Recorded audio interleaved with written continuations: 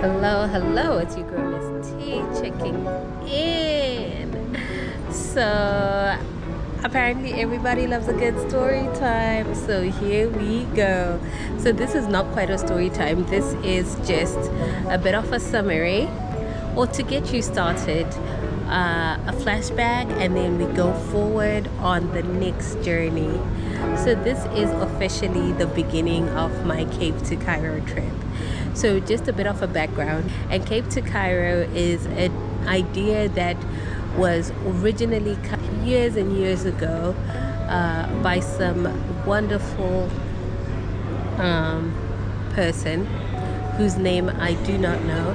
However, the very first person I'm aware of to start pinning down the idea, to start putting the vision to light, was Cecil John Rhodes, whose mission was to build a railway to connect Cape Town to Cairo, and this would be in aid of helping the trade across the continent.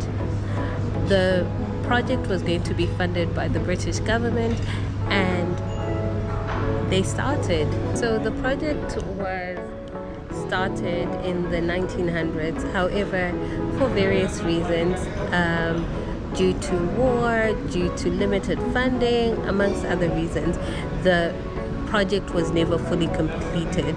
And as of 2024, part of the completed routes are actually never in use. This route has, however, since been utilized by many adventurous spirits attempting to explore the continent of Africa. I have seen videos, seen pictures, read books and blogs by many adventurous spirits who have attempted the drive from Cape Town to Cairo or from Cairo to Cape Town. As you can imagine, there's multiple languages, multiple cultures that fill up this journey.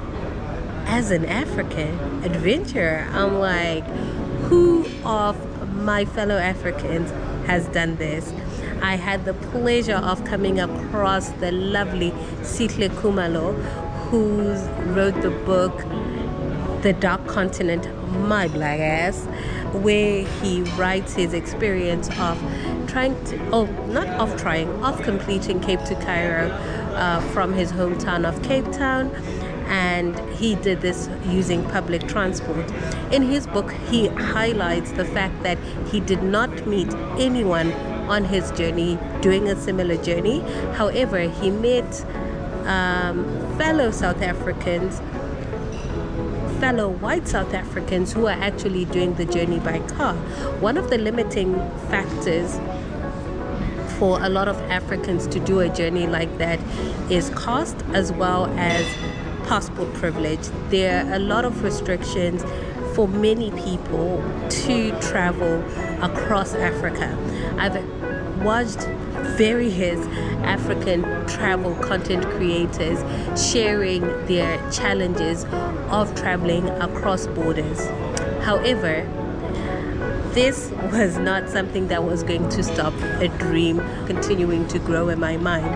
I managed to gather 2 other crazy girlfriends and a potential guy friend who were going to join me on a journey similar to this. We were going to buy our own 4x4, ship it to Egypt, and then no, we weren't going to ship it to Egypt for safety reasons across Sudan.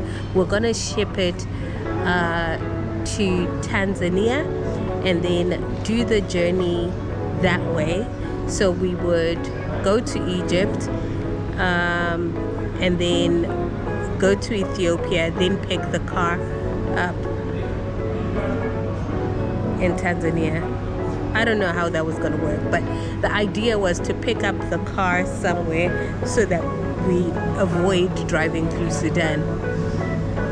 Life became life, and unfortunately my friends were not able to come out of the group chat. I let go of this exciting adventure and just decided to pick a handful of African countries to which I was going to travel and explore food, culture, and nature. However, when I was in Rwanda, I met 2 lovely European ladies who managed to convince me that the dream of Cape to Cairo did not have to come to an end.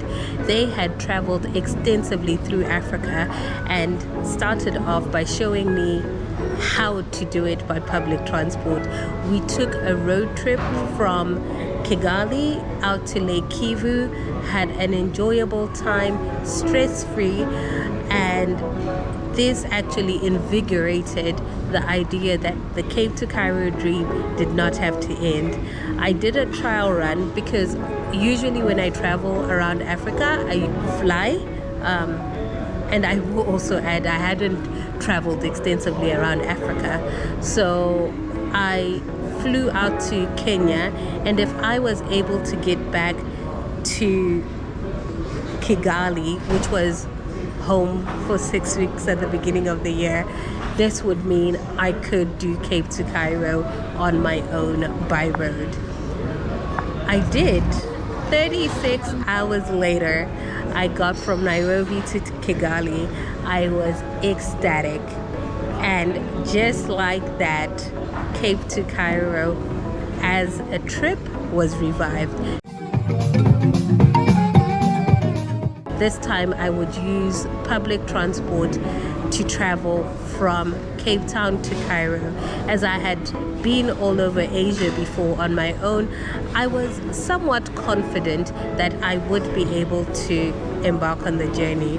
Anyhow, the beginning of the journey was with friends, was with my beautiful sister, and instead of me talking too much on this video, let's get into it. I will be sharing over the next few weeks my journey from Cape to Cairo.